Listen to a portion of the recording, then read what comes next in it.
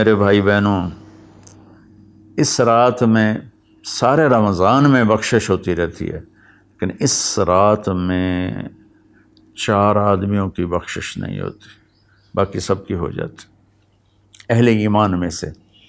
تو 4 آدمیوں کی بخشش نہ ہونے کا مطلب یہ ہے کہ اگر یہ توبہ نہیں کرتے تو ان کے لیے معافی کوئی نہیں، اگر یہ توبہ کر لیں تو ایک دم معافی، ان کو بھی اللہ کی رحمت ان کو اپنے چھاؤں میں لے لے گی۔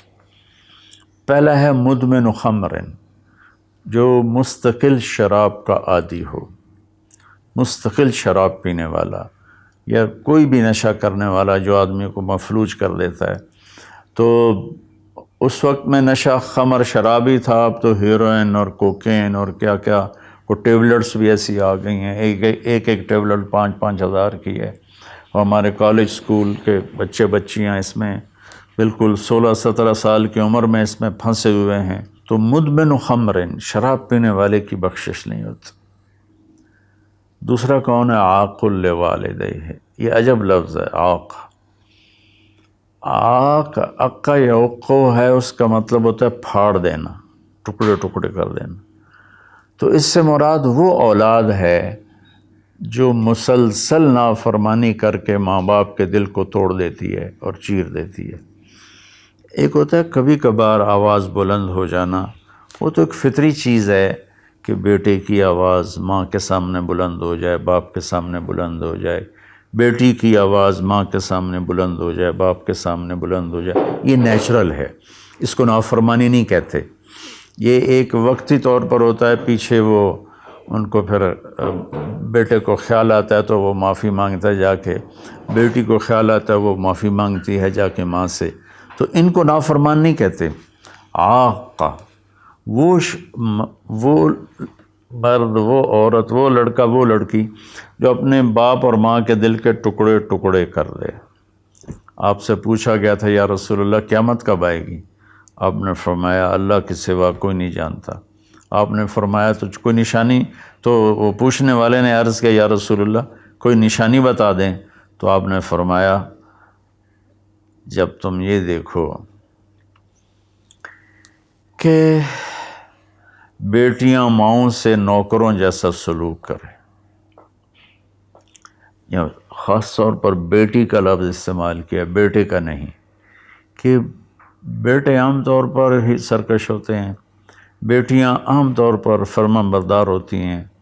تو آپ نے فرمایا جب تم یہ دیکھو کہ بیٹیاں بھی ماؤں کی دل شکنی کرنے لگ جائیں اور عرب کے بدو لمبی لمبی عمارتیں بنانے لگ جائیں، تو سمجھنا کہ قیامت قریب ہے۔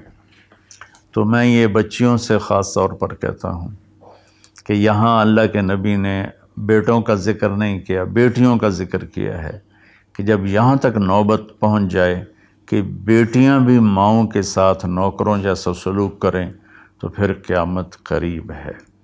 تو یہ بہت کامن ہو چکا ہے ہمارے گھروں میں، کیونکہ اس موبائل نے اور یہ کمپیوٹر نے، انٹرنیٹ نے ہماری ساری زندگی اس کے اندر کھپا دی ہے۔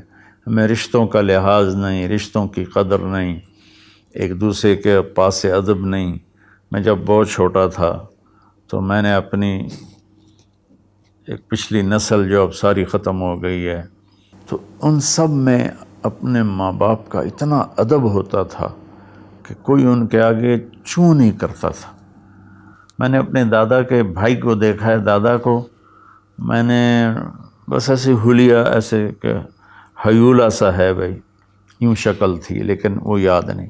دادا کے بھائی کو دیکھا ہے تو دادا کے بھائی کے جو بیٹے تھے نا، جب ڈیرے میں بیٹھتے تھے تو اپنے والد کے سامنے نہیں بیٹھتے تھے، پیٹھ کے پیچھے بیٹھتے تھے، حالانکہ دین کی کوئی خبر نہیں تھی۔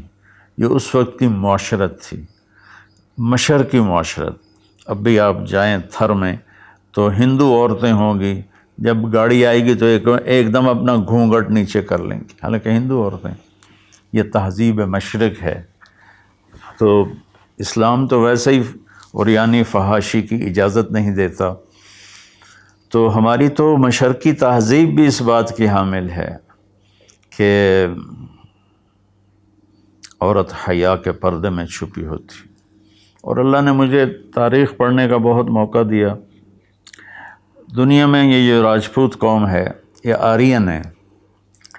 تو جب ان کی یہ قبل مسیح آئے ہندوستان میں، عیسیٰ علیہ السلام کی آمد سے پہلے ہندوستان میں آئے، پھر یہ خونخوار تھے اور آپس میں لڑتے تھے. تو پورا ہندوستان چھوٹی چھوٹی ریاستوں میں بٹا ہوا تھا.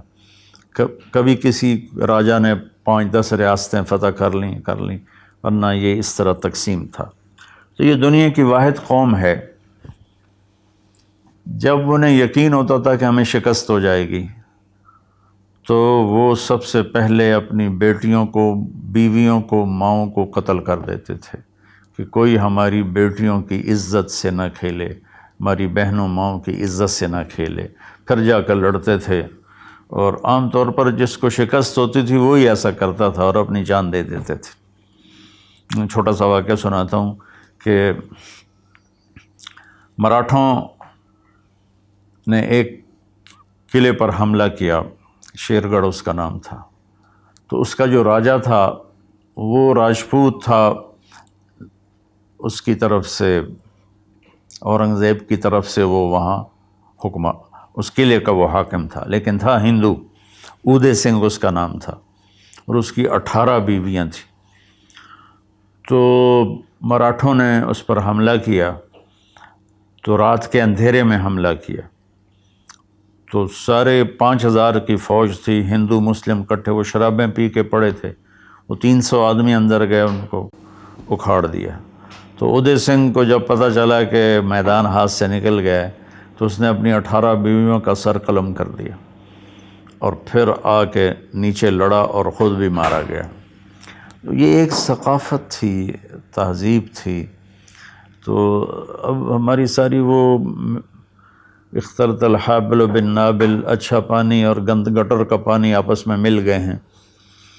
تو ہماری تو آپ نے تہذیب دیکھنی ہو تو آپ یہ ادھر جا کر سندھ میں دیکھ لیں کس طرح عورتیں اپنے گھونگھٹ میں رہتی ہیں. تو میرے بیٹوں بیٹیوں، حیا بہت بڑی چیز ہے، بہت بڑی دولت ہے. چونکہ ہم قرآن نہیں پڑھے، اللہ کے نبی کو نہیں پڑھا، تو مختلف قسم کی چیزوں سے ہم متاثر ہو کر اپنا وجود بھی گم کر بیٹھے ہیں اور اپنی تہذیب بھی مار بیٹھے ہیں. تو دوسرا شخص جس کی بخشش نہیں وہ ہے جو ماں باپ کے دل کو ٹکڑے ٹکڑے کر دیتا ہے. تیسرا ہے قاطع رحم، جو رشتوں کی پرواہ نہیں کرتا، رشتوں کو توڑتا ہے، بدتمیزی کرتا ہے، گالی گلوچ کرتا ہے، اور کبھی بھائی سے لڑتا ہے، کبھی ماں سے لڑتا ہے، کبھی باپ سے، کبھی چچا سے، کبھی تایا سے. ماں اور باپ سے جتنے رشتے بنتے ہیں نا وہ ذوی الارحام کہلاتے ہیں. تو جو اپنے رشتوں کی قدر نہیں کرتا اور ان کو ذلیل کرتا ہے تو اس کی بھی بخشش نہیں ہوتی.